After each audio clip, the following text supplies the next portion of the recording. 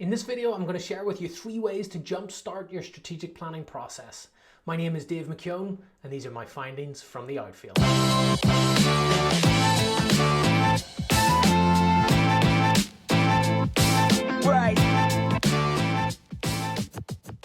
Hey everybody, Dave McKeown here with another episode of Findings from the Outfield, powered by Prezi. Today I want to share with you some thoughts on how you might jumpstart your strategic planning process. Now, I'm a huge believer in getting into a room for a couple of days every year to really get under the hood of your strategic plan, to review your progress from last year, and to wrestle with what you want to achieve this year and beyond. However, there are times when you want something that's a little shorter, a little sharper, and maybe a bit more digestible. Perhaps you're coming off the back of a pretty tough quarter, or maybe you're just growing so fast that you need to take some time to elevate your focus a little and evaluate where you're at. And that's what I'm talking about today. Giving you and your leadership team the opportunity to breathe a bit and think a little bit about your strategic planning process, but not something that's necessarily going to overburden you. So here we go. The first thing you can do to jumpstart your strategic planning process is to run a start, stop, keep session. And get your team in a room for 45 minutes to an hour and put 3 flip chart pages on the wall. Write start on the top of one, stop on the next, and keep on the last one. Give everybody a pad of sticky notes and take each of these in turn. Ask everybody in your team to write down what they think you and the group should start doing for the next 90 days. 1 thought per sticky. Allow for a few minutes to go by and then have everybody put up their sticky notes and share their thoughts. Your job of the facilitator in this exercise is to help look for key themes and subtle differences. There's no need to make any decisions about it at this stage. We'll do that at the end. Repeat the cycle for what you should stop doing over the next 3 months, and then again for what you and the group think that you should keep doing. And by the end of these 3 exercises, you should have a good number of candidates to discuss. Maybe there's a specific theme or group of themes that you want to talk about.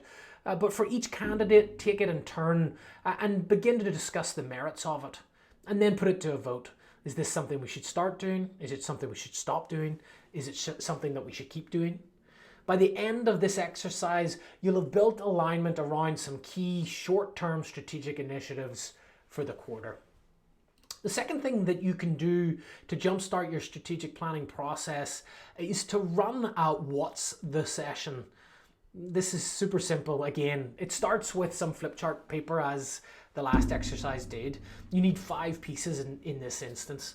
And at the top of each flip chart, write down most obvious, boldest, easiest, hardest, and then weirdest. And what you want to do is take each of these in turn. Use that same pad of sticky notes and have your team answer the question. In the next year, what's the blank thing that we could achieve? The blank thing being, of course, the words that you've just jotted down. So start with the most obvious thing. In the next year, what's the most obvious thing that we could achieve? Get some feedback on that. Look to see if there are any key themes amongst your answers. Then move on to the next remaining questions. When you've done that, you've now got a whole bunch of candidates for potential goals for you and the team over the next 12 months. And so what you want to do is to begin to look for some similarities and try to agree on 3 to 5 set goals that you're going to work on over the next year. In doing so, you're going to have some new, fresh, strategic goals to focus on.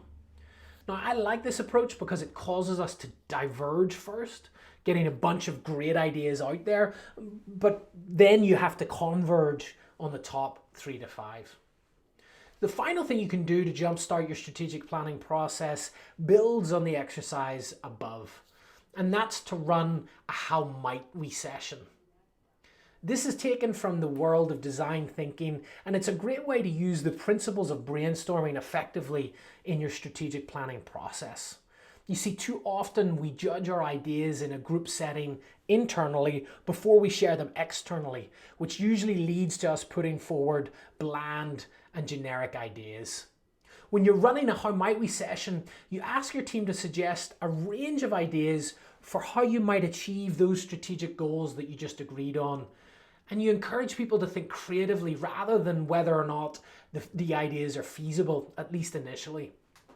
Take each of those newfound goals that you just set, the 3 to 5 goals from the exercise above, and ask your team to jot down as many ideas as they have for how you might achieve that goal. And get them to share for each of those goals. And again, look for the key themes that emerge. And then agree on the 2 or 3 initiatives that you're going to try or run over the next year. So there you have it, 3 ways to jumpstart your strategic planning process. Run a stop, start, keep session to set your priorities for the quarter. A what's the session to generate some annual goals. And a how might we session to agree some initiatives to achieve those goals. I hope you have fun doing it. Let me know how it goes and make sure you're subscribed below to receive more episode of Findings from the Outfield. Until next time.